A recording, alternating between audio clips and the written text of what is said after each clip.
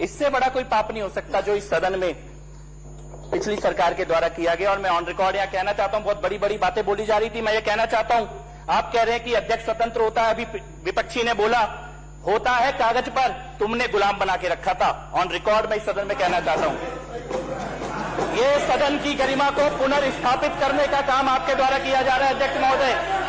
अध्यक्ष महोदय, आपके द्वारा इस सदन की गरिमा को पुनर्स्थापित करने का काम किया जा रहा है।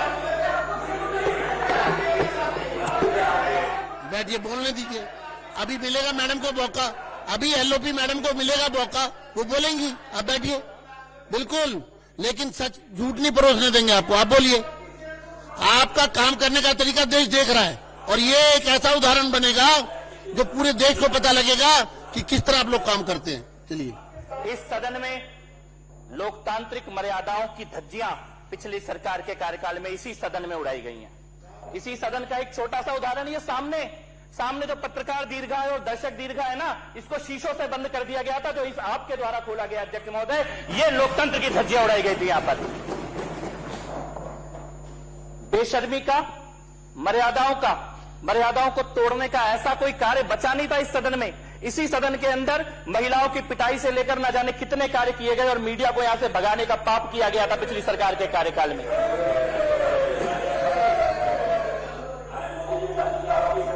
ऐतिहासिक तथ्यों पर मतभेद हो सकता है। संजीव, अध्यक्ष महोदय, भाई सुनने की क्षमता रख लो। अभी तो शुरू ही नहीं हुई बात, अभी से क्यों उछल रहे हो? अभी तो शुरू ही नहीं हुआ, तुम अभी से उछलने लगे। अभी सुनो, अभी तो कहानी शुरू ही नहीं हुई मेरे भाई, अभी से क्यों डर रहा है? अध्यक्ष महोदय, उन्होंने कहा कि ऐतिहासिक तथ्यों पर मतभेद होते हैं, इतिहासकारों में मतभेद होते हैं मतभेद इतिहास में, इतिहासकारों में, पर एक बात पे कोई मतभेद नहीं है कि पिछली सरकार भ्रष्टाचारी थी और झूठ पे टिकी हुई थी। फर्जी सीएम था, फर्जी सीएम, फर्जी सरकार, फर्जी काम, फर्जी वादे और फर्जी फांसी घर। और उसके बाद अपने पाप को, अपने भ्रष्टाचार को, अपनी चोरी को, अपने झूठ को, अपनी लूट को छुपाने के लिए आज तुम शहीदों के बारे में झूठ फैलाना चाहते हो इस सदन के अंदर बैठकर, तथ्यों के ऊपर झूठ, और कह रहे हो अंग्रेजों के साथ खड़े हो जाओगे अगर सच बोलोगे तो। तुमने भगत सिंह के, ऊधम सिंह जी के, राजगुरु जी के, सुखदेव जी जैसे ऐसे शहीदों का अपमान करने का पाप किया है। नकली जूते वहां पे रख के, नकली कपड़े वहां पे रख के पाप किया है आपने। इससे बड़ा कोई पाप नहीं हो सकता, इससे बड़ा कोई झूठ नहीं हो सकता। शहीदों को श्रद्धांजलि देने के बाद अलग होती है, शहीदों के नाम पे नकली फांसी घर, उसमें करोड़ों रुपए फूकने का पाप किया गया यहां पर। और आज कहते हो जो इस सच को सामने लाएगा वो अंग्रेजों के साथ खड़ा हो जाएगा, जो सच बोलेगा वो अंग्रेजों के साथ खड़ा हो जाएगा, क्योंकि तुमने झूठ बोला, तुमने पाप किया, तुमने चोरी की और तुमने इस ऐतिहासिक इमारत के साथ छेड़छाड़ करी, खाली चंद पैसों के लालच में। इसके अलावा कोई लालच नहीं था। चंद पैसों के लालच में इन्होंने दिल्ली को बर्बाद किया, चंद पैसों के लालच में इन्होंने इतिहास से छेड़छाड़ करने का पाप किया। बात केवल फर्जीवाड़े तक सीमित नहीं है, बात फर्जीवाड़ा तो इनकी पूरी सरकार का मॉडल ही था। इसके अलावा इन्होंने कुछ किया ही नहीं। अस्पताल के नाम पे फर्जीवाड़ा, मोहल्ला क्लिनिक के नाम पे टीन के डब्बे रख दिए गए थे, स्कूलों के नाम पे नकली पट्टियां बैठा के स्कूल बना दिए गए थे। फर्जीवाड़ा तो तुम्हारे माथे पे लिखा हुआ है, लेकिन बात केवल फर्जीवाड़े की होती तो सदन में इतना समय चर्चा नहीं होती। चर्चा इसलिए हो रही है क्योंकि शहीदों का अपमान करने का पाप पिछली सरकार ने इस सदन में करने की कोशिश की है।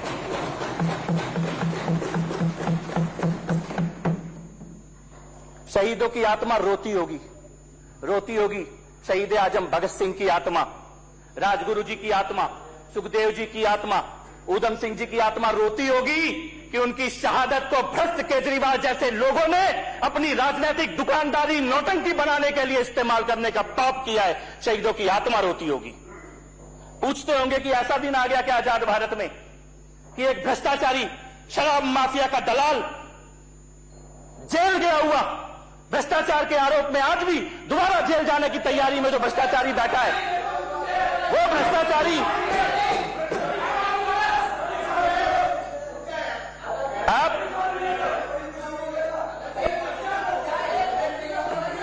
बैठिए बैठिए। अरे आप भी बैठिए, चलिए।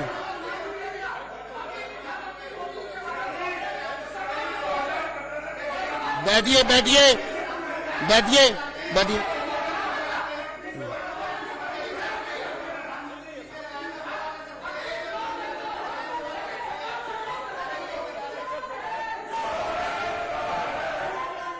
मार्कस मार्कस मार्कस, इनको बाहर ले जाइए, इनको बाहर ले जाइए।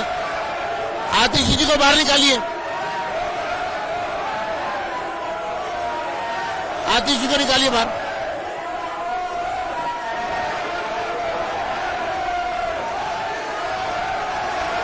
चलिए।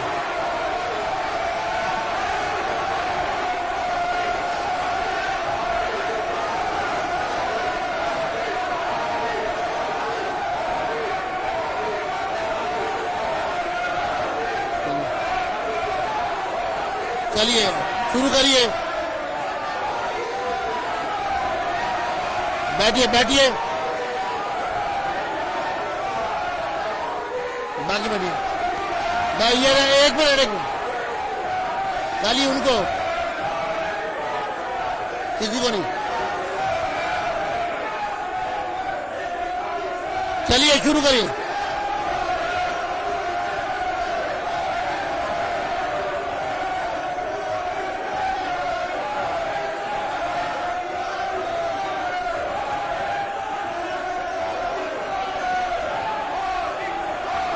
चलिए शुरू करिए।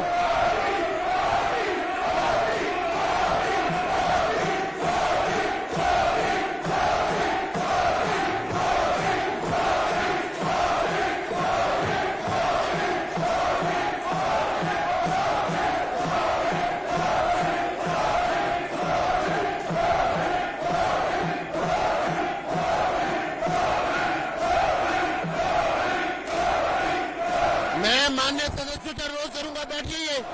आप जारी रखिए, आप जारी रखिए।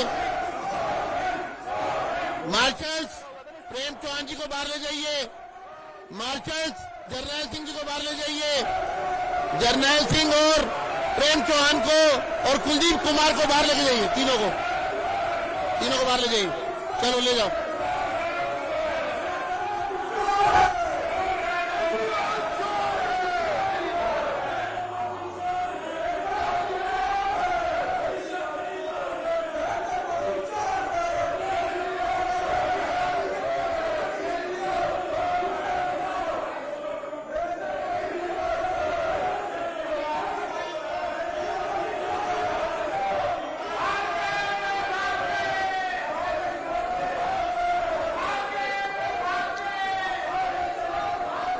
चलिए जारी करिए,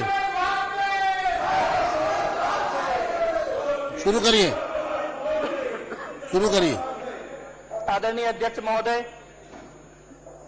सत्य और तथ्य की 2 लाइन चोरों को भगाने के लिए काफी होती है, सदन में दोबारा साबित हो गया।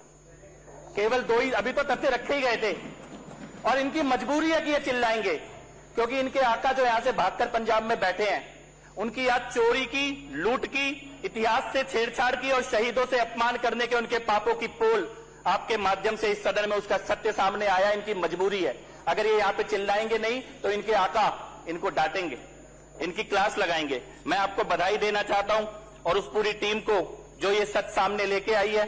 इस दिल्ली ने केवल स्क्रिप्ट, डिजाइन, सेट, ड्रामा, केवल यही राजनीति 10 साल में देखी। सेट डिजाइन करो, स्क्रिप्ट लिखो और ड्रामा रचो। वही इस विधानसभा के परिसर में करने का पाप किया गया था। आपने रखा तथ्य, बिल्डिंग में दोनों तरफ सेम डिजाइन है टिफिन रूम की। एक को आपने मान लिया टिफिन रूम है, दूसरे को आपने फांसी घर बोल दिया। एक के ऊपर आज भी वहां पे जाके मैं कल देख के आया हूं, अध्यक्ष महोदय जी ने बताया और बहुत सारे विधायक साथी देखकर आए हैं उस दूसरे साइड की लिफ्ट को, रूम को, दोनों तरफ सेम है। और जब बोला भी तो कोई तथ्य नहीं था इनके पास कहने के लिए। स्पष्ट है कि यहां पर शहीदों का अपमान किया गया, इतिहास से छेड़छाड़ की गई, हेरिटेज से छेड़छाड़ की गई, केवल चंद पैसों के लालच में। और जब आज आपके माध्यम से ये सच सामने आया है तो ये चिल्ला रहे हैं और भाग रहे हैं। मैं पुनः आपको बधाई देता हूं, इस सदन को बधाई देता हूं, सत्य सामने आया और इस सदन के इतिहास की, इसकी विरासत की इतनी गहराई है इतना कुछ है बताने के लिए। मुझे नहीं लगता नीयत साफ होती तो इसमें कोई झूठ जोड़ने की जरूरत थी। सत्य ही इतना विशाल है इस सदन की परंपरा का और इतिहास का कि इसको किसी झूठ की आवश्यकता नहीं थी। झूठ की आवश्यकता पड़ी क्योंकि झूठ की आड़ में लूट का एक खेल खेलना था। पुनः आपको बधाई और इस प्रस्ताव के लिए सदन में लाने के लिए और सत्य को सामने लाने के लिए भी पुनः पुनः अभिनंदन। धन्यवाद।